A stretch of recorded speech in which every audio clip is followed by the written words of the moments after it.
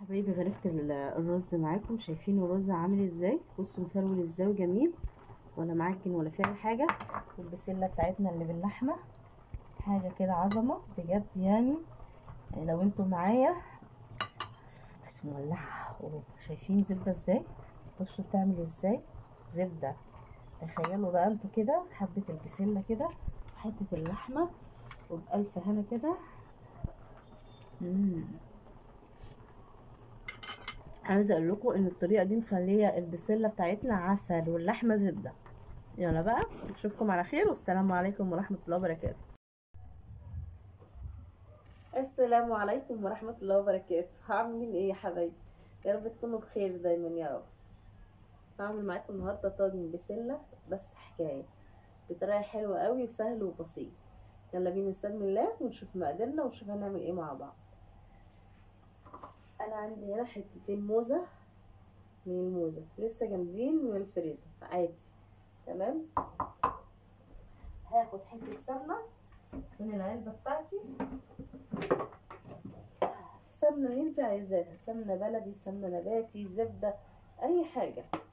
خلاص انا اخدت حته صغيره.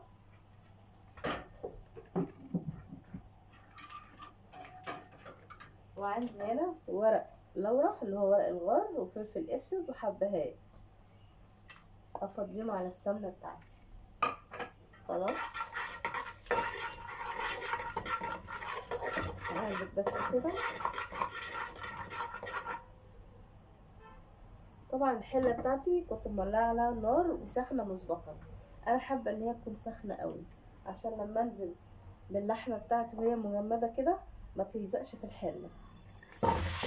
نزلنا كده في الحله بتاعتنا. شايفين؟ بصوا بقى كده بتتقلب معاكي ازاي بكل سهوله. هديها تشويحه كده لحد ما تحط ورق الغار والحبهان والفلفل الاسود. تقلب معاكي عادي خالص وما بتلزقش في الحله اهي. لو مشيتي بنفس الخطوات هتلاقيها سهله معاكي. خلاص انا عندي هنا كيلو بسله كنت مفرطاه، حطيت عليه جزرايه وحطيته في التلاجة لان انا كده مخزناه. طلعته وهعمله. وعندي بصلايه كبيره هبتدي اقطعها علشان احطها على اللحمه، بس مش هقطعها دلوقتي وهوريكم هعملها ازاي. بصوا بقى اللحمه ابتدت تفك ازاي.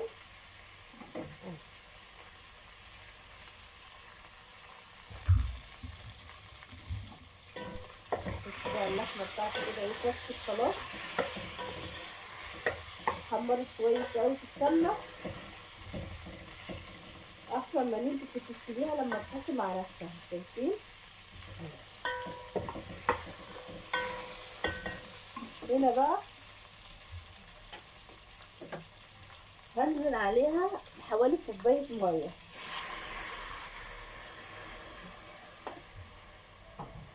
هتشرب كوبايه الميه دي معانا. وبعد ما تشرب كوبايه الميه هنبتدي نضيف البصله بتاعتنا ونسبكها تسبيكه عاديه بحيث ان هي تبقى ايه يعني اخدت برضو سوا معانا كويس عشان كمان في الصلصه تستوي معاكي حلو قوي. تيجي تاكليها تلاقيها زبده كده. هسيبها لحد ما تستوي وتشرب الميه بتاعتها وارجع لك تاني.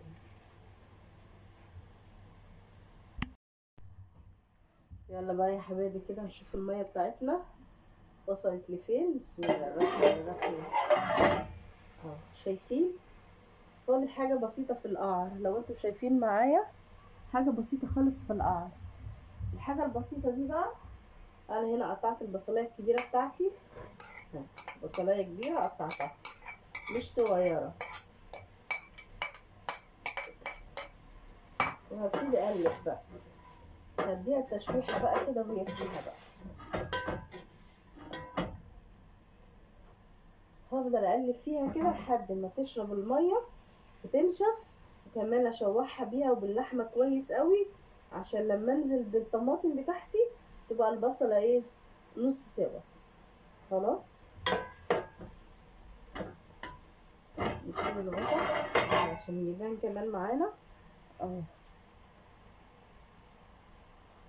انا ممكن اقربها لكم عشان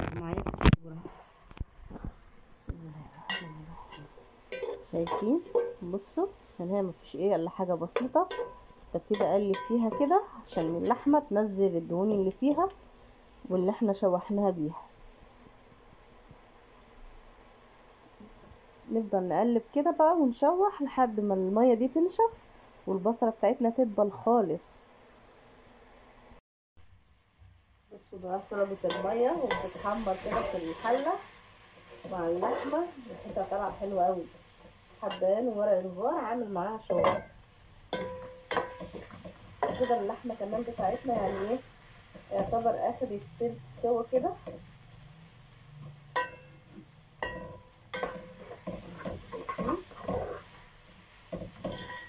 خلينا البصله بتاعتنا دبلت خالص وبقت تمام والدنيا كده حلوه. اجيب بقى الصلصه بتاعتي وافضيها.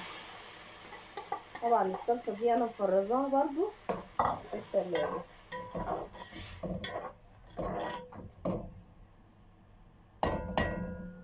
هنا بقى هوطي عليها النار واسيبها تتسبك براحتها خالص، وبعد ما تتسبك هنرجع نشوفها تاني.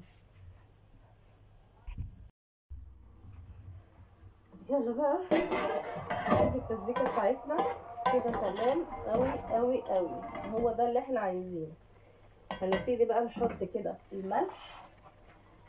نبهر بقى الاول الملح بتاعنا. طبعا بتحب الفلفل الاسود قوي البسله، معلقه فلفل اسود. وطبعا لازم مكعب مرقه، لازم مكعب مرقه. حطينا كده ايه بهاراتنا.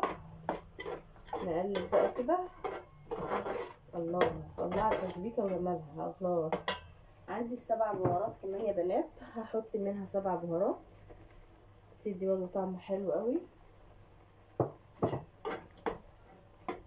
عايزه اقول لكم التسبيكه يعني شكلها وريحتها طالعه حلوه. بصوا شايفين؟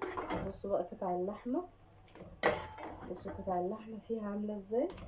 فيها ورق اللورا زي ما هو والحبان وكل حاجه هتستوي معانا بنفس الحاجات اللي احنا حاطينها. كيسه البسله اللي احنا مفرزينها زي ما هي مجمده كده ومتلجه وزي ما هي هتفضيها على النار على طول. ماشي اهو. اوعي بقى تفضيها ولا تغسليها ولا تبرديها ولا تسلقيها ولا الكلام ده، لا لا لا لا لا. احنا بسلتنا لسه خضرة ومجمده بتنزل على النار على طول. ليه بقى؟ لما بتاخد صدمه النار وهي جامده بتلاقيها اخضر كده ولونها بقى ايه، اخضر برسيمي كده اهي. بصي يا دوبك خدت تقريبا. بصوا بقى لونها، شايفين اللون؟ طبعا اعذروني انا معايا زكام فصوتي متغير شويه. بصوا بقى هزودها ميه بقى عشان البسله تستوي والجزر يستوي واللحمه كمان تستوي اكتر واكتر.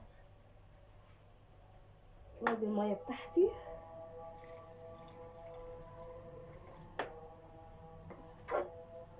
شايفين؟ حبه بسله بقى حطوهم في الطاجن وحطوهم كده ايه في البوتاجاز عسل عسل. هنسيبها برضه لحد ما تستوي كويس وارجع لكم. هنا بقى البسله على النار بتاعتنا تستوي براحتها خالص.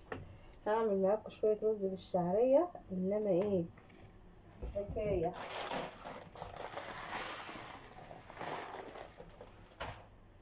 كده بقى ايه، احنا عملنا اكلنا. احنا واقفين كده في ثانيه نحمر شويه الشعريه ونخليهم كده زي اللون الذهبي بتاعنا اللي احنا متعودين عليه. خلاص نجيب بقى الرز بتاعنا نغسله.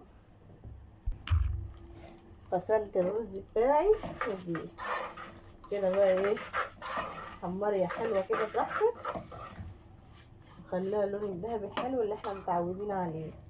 النار هاديه قوي هنا. شوفي بقى انت كميه الرز اللي انت عاملاها واغسلي على قدك. انا بعمل حوالي كيلو الا ربع، كيلو الا ربع عليه شويه الشعريه دول بيوزنوا حوالي ربع كيلو. بس لما بتبقى شعريتها كتير بتبقى حلوة الرز. الشعرية في الرز كتير حلوة. هنفضل نقلب بقى لحد ما نوصل للدرجة ايه الذهبي.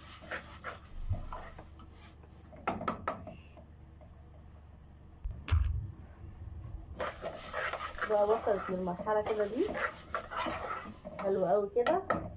هجيب الرز بتاعي اللي انا غسلته وهفضي بقى كده.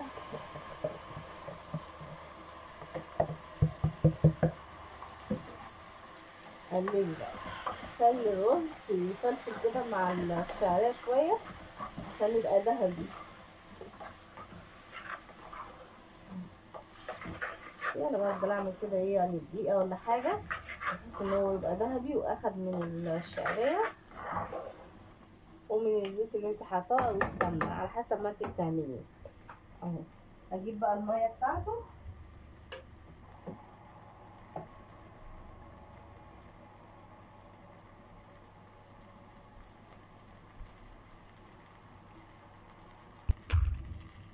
بصوا بقى. جبت المية كده واحدة واحدة كده ايه، ما تزوديش مرة واحدة وترجعي تقولي يا ده مية كتير وتضطري تشيلي، لا واحدة واحدة كده.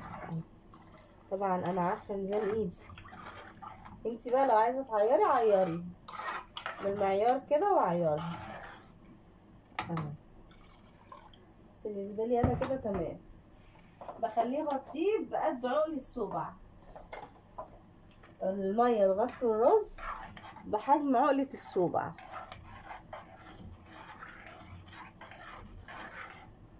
بس كده نغطي بقى على الحلة ونسيبه لحد ما يستوي وبرضه نشوفه مع بعض كده هو والبسلة. بصوا بقى يا حبايبي البسلة بتاعتنا راحت زبدة كده وعسل، واللحمة بتاعتنا فيها كده ايه بتقولك كليني كده. شايفين؟ بصوا البسلة عاملة ازاي، بصوا الصلصة عسل عسل.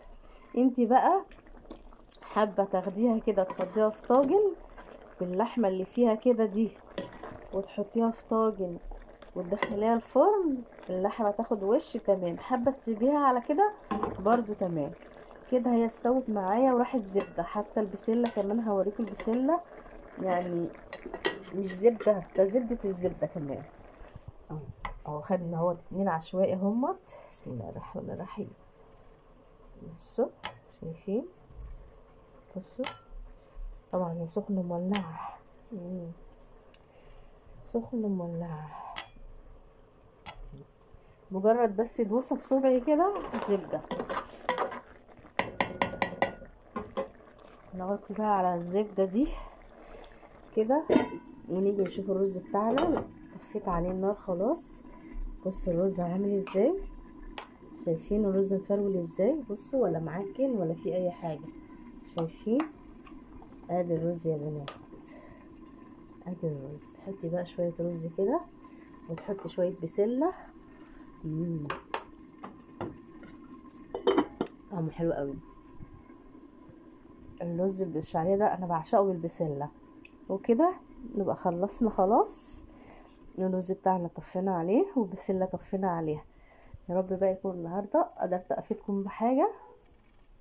هي طبخة بسيطة جدا وغير مكلفة، اللي ممكن تعمليها بربع كيلو لحمة.